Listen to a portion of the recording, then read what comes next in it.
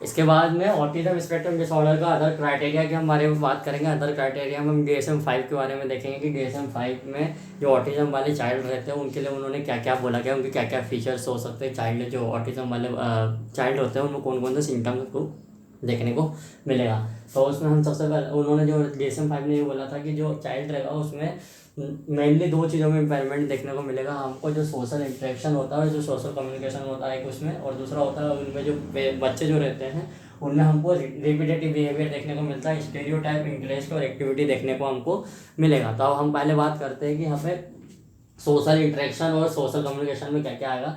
तो social interaction की जब हम बात करते हैं तो मतलब कि चाइल्ड जो रहेगा वो किसी से भी सोशलाइज नहीं हो पाएगा, मतलब कि किसी भी अदर पर्सन जो रहेगा उससे बात करने में उसको हिचकिचाहट होगी, मतलब उससे अच्छे से बात नहीं कर पाएगा। तो उसमें कौन कौन सी चीज़ें आएगी हम देखते हैं। तो उसमें आएगा कि उसके जो नॉर्मल सोशल अप्रोच देखने को मिलेगी। उसके बाद में हमको ये देखने को मिलेगा failure of normal back and four conversation. इसका मतलब क्या रहेगा कि इसका मतलब ये रहेगा कि जो बच्चा जो रहेगा वो उसमें जो शेयरिंग के लिए जो इंटरेस्ट रहता है ना, मतलब अपनी चीज़ें किसी को शेयर करना, वो चीज़ें उसमें देखने को नहीं मिलेगा। उसमें अपने इमोशन जो अपनी फीलिंग जो रहेगी वो किसी को शेयर नहीं कर पाएगा, जो ऑटिज्म वाला चाइल्ड रहेगा वो वाला।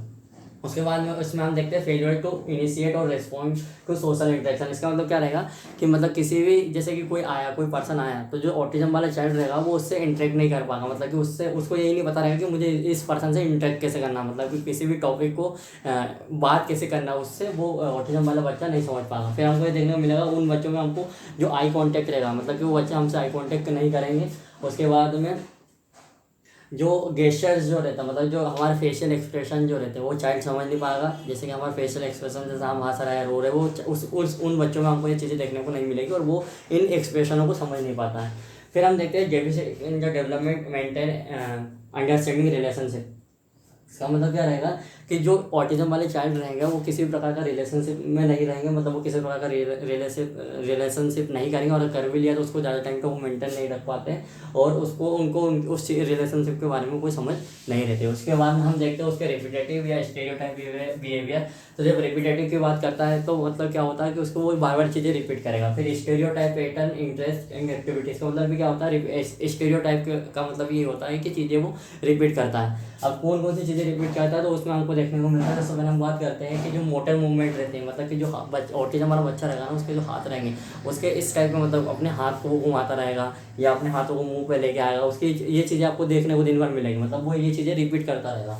उसके बाद में हम देखते हैं कि जो बच्चा ऑटिज्म वाला चाइल्ड रहता है वो शाई नेचर का रहता है, मतलब कि उसको शर्म आती है किसी से भी बात करने में। फिर उसके बाद में हम देखते हैं कि अगर जो इनफ्लेक्सिबल अडेरेंस टू रूटीन, इसका मतलब क्या रहेगा कि जो उसका रूटीन है, जैसे कि वो एक फिक्स टाइम पे खाना खा रहा है, एक फिक्स टाइम पे जो रहता है एक पर्टिकुलर खाना ही खा रहा है, तो ऑटिज्म वाला बच्चा ये रहेगा कि उसका एक रूटीन फिक्स रहेगा। उसका अगर रूटीन आपने चेंज किया तो वो ज़्यादा एक्सट्रीमली, मतलब वो चिढ़ जाता है, परेशान हो जाता है। तो उसमें क्या रहेगा, उसका जो रूटीन रहता है वो सेम रहता है, उसकी खाने की चीज़ें सेम रहती है हमेशा, उसकी खाने की चीज़ें हमको सेम देखने को मिलेगी। फिर उसमें क्या देखते हैं कि उसका जो हाईली रेस्ट्रिक्टेड फिक्स इंटरेस्ट, मतलब क्या रहेगा कि उसका जो किसी चीज़ में अगर इंटरेस्ट है तो फिक्स उसी में रहेगा, उसका इंटरेस्ट बार बार किसी भी चीज़ में चेंज नहीं होता है। और फिर इसमें क्या देखने को मिलता है हमको एबनॉर्मल इंटेंसिटी ऑफ फोकस, मतलब एक ये चीज़ अच्छी देखने को मिलती है, मतलब अच्छे भी बोल सकते हैं, बुरी भी बोल सकते हैं। इसका मतलब क्या रहेगा कि जो बच्चे रहेंगे उनमें हाईली किसी भी चीज़ के लिए हाईली फोकस्ड रहेंगे वो, जैसे कि कौन कौन सी चीज़ों के किसी भी चीज़ से अगर किसी भी ऑब्जेक्ट है, कोई मतलब टॉय है या कोई भी गुड़िया है, कुछ भी है, तो उसके लिए उसको हाईली मतलब वो रहेगा, क्या बोलते हैं उसको, अटैचमेंट उसको बहुत ज़्यादा रहेगा, मतलब उसको वो चीज़ चाहिए वो उसके साथ में रहेगा, ये चीज़ें उसको देखने को मिलता है। और एक यहाँ पे एक वर्ड यूज़ किया एक्सेसिवली सर्कमस्क्राइब्ड, मतलब इसका मतलब क्या रहेगा कि जो बच्चा जो रहेगा वो किसी एक ऑब्जेक्ट पे, मतलब आप उसको किसी दूसरे टॉपिक पे लेके जाओगे वो वापस उसी टॉपिक पे आ जाएगा, मतलब वो एक ही टॉपिक पे घूम फिर के उसी टॉपिक पे आ जाता है, उसी को हम बोलते हैं सर्कमस्क्राइब्ड। फिर उसके बाद में हम ये देखते हैं कि जो ऑटिज्म वाला बच्चा रहता है वो हाइपर और hyper reactive to sensory input. इसका मतलब क्या रहेगा कि वो किसी भी टच या पेन के लिए हाइपर सेंसिटिव होता है, मतलब बहुत ज़्यादा सेंसिटिव हो सकता है। हाइपर सेंसिटिविटी मतलब बहुत ज़्यादा सेंसिटिव हो सकता है, हाइपर सेंसिटिव मतलब कि उस चीज़ के लिए वो रिएक्ट नहीं करेगा।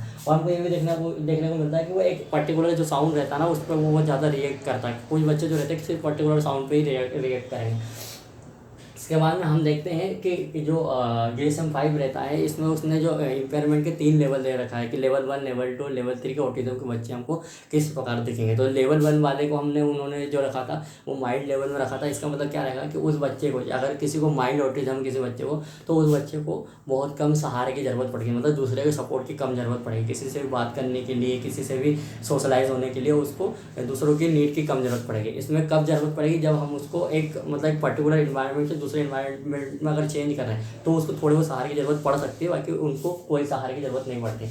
इसके बाद में उसका लेवल 2 रहता है, जिसको उन्होंने मॉडरेट बोला। DSM-5 में उन्होंने बोला था मॉडरेट। इसमें क्या रहेगा कि बच्चे को थोड़े थोड़े टाइम में, मतलब कुछ जगह पे उसको सपोर्ट की ज़रूरत पड़ेगी, बाकी जगह उसको सपोर्ट की ज़रूरत नहीं पड़ेगी। फिर इसी में उन्होंने DSM-5 ने लेवल 3 रखा था ऑटिज्म बच्चों के लिए, जो सीवियर टाइप के बच्चे रहते हैं। उनमें रहता है कि वो बच्चे अकेले अपने लाइफ एक्सपांड नहीं कर पाते, उनको हमेशा सपोर्ट की ज़रूरत पड़ती है, मतलब किसी से भी बात करने के लिए, कुछ भी काम करने के लिए, अपनी डेली रूटीन की एक्टिविटी करने के लिए भी उनको दूसरे के सपोर्ट की ज़रूरत पड़ती है। इसके बाद में हम देखते हैं कि जो ऑटिज्म रहता है उसमें उन बच्चों में हमको उनकी करेक्टरिस्टिक्स कौन कौन से दिखते हैं, हम